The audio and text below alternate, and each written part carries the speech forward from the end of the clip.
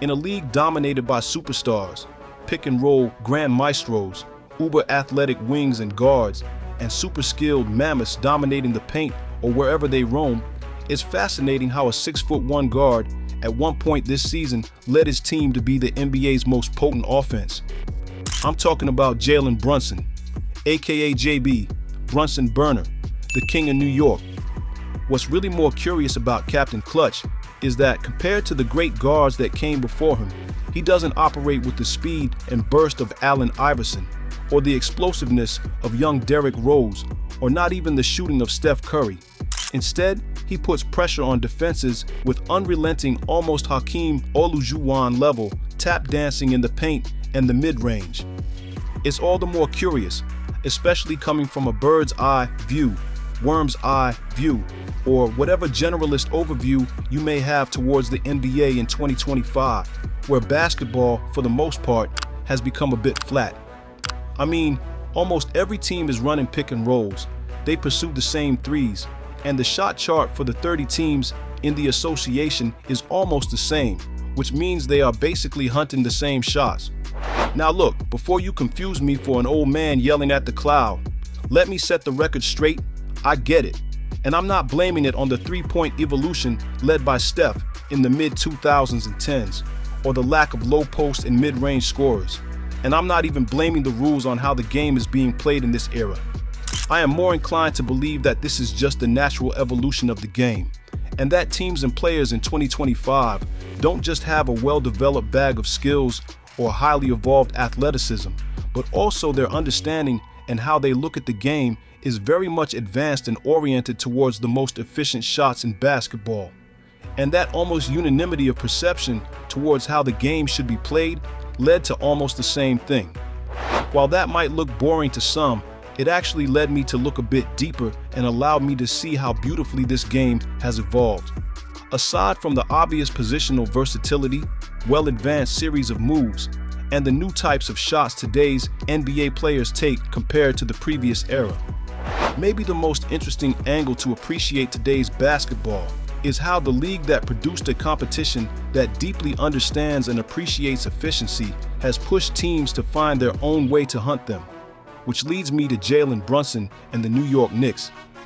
Look, if you're just watching the highlights, you might be confused about the partnership of Karl Anthony Towns and JB as the East Coast version of Jokic and Murray. But watch closely and you'll realize that other than being a guard and a big man, there's almost zero resemblance on how they play. Laugh at me for even comparing KT to the Joker, but what I'm saying is that how they operate, specifically how they create their shots, is far different. Well, for one, there are not many pick and pop threes that these two pull off, or just how frequently Karl Anthony Towns pulls up for mid-range or rumbles down to the basket, which is almost quite the opposite to how that championship combo in Denver operates. But maybe the most notable way the New York Knicks uniquely differ from every other team, even with their series of motion and similar plays run by other teams, is how much things are running through their lead guard, Jalen Brunson. It's sometimes even confusing where Jalen Brunson's greatness ends and where the Knicks' offense begins. I mean, by now, it's really no secret just how much abracadabra Jalen Brunson has in his bag. That's kind of the short way of putting how, even if he doesn't have the explosiveness of Ja or Ant, or the length of Shai Gilgeous-Alexander or Jason Tatum, all the less the strength of Luka Doncic, he's still doing his spin of heliocentric attack very much effectively.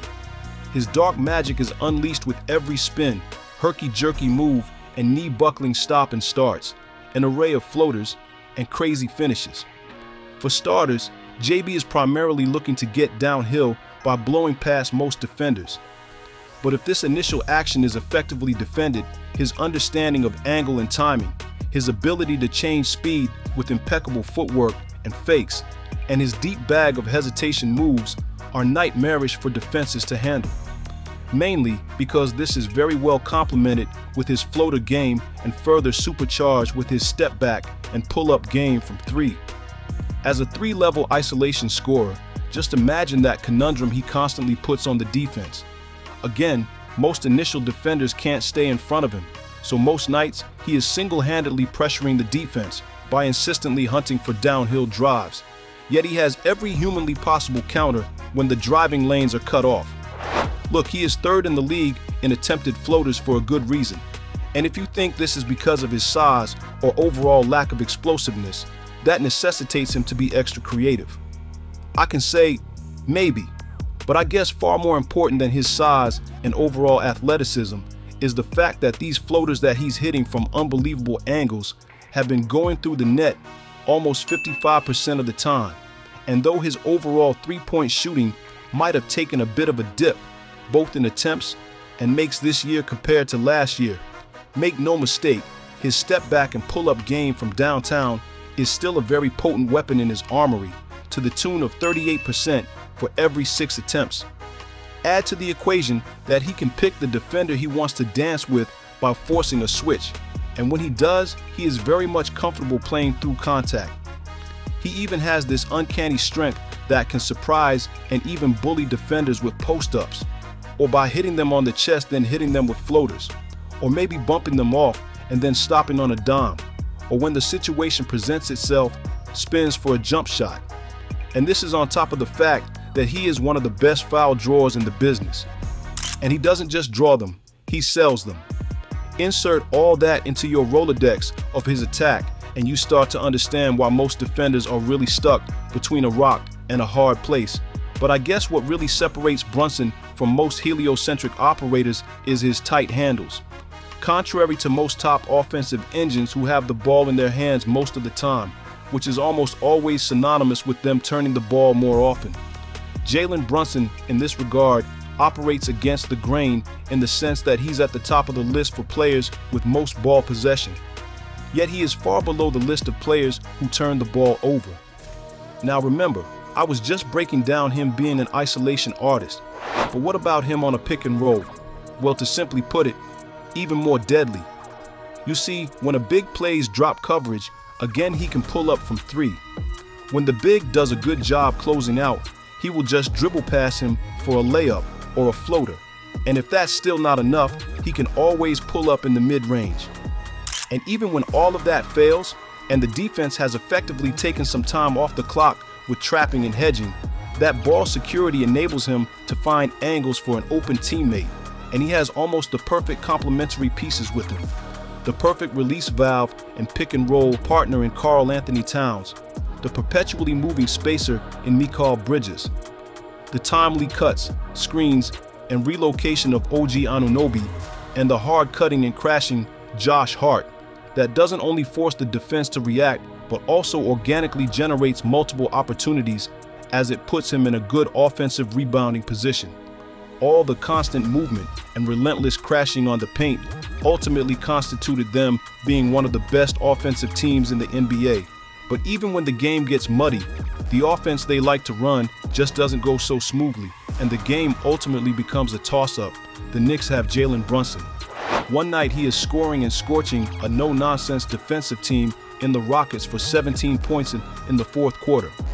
There are also nights when teams like the Denver Nuggets figure him out and hold him to 0 points in the fourth, so he dishes out 7 assists.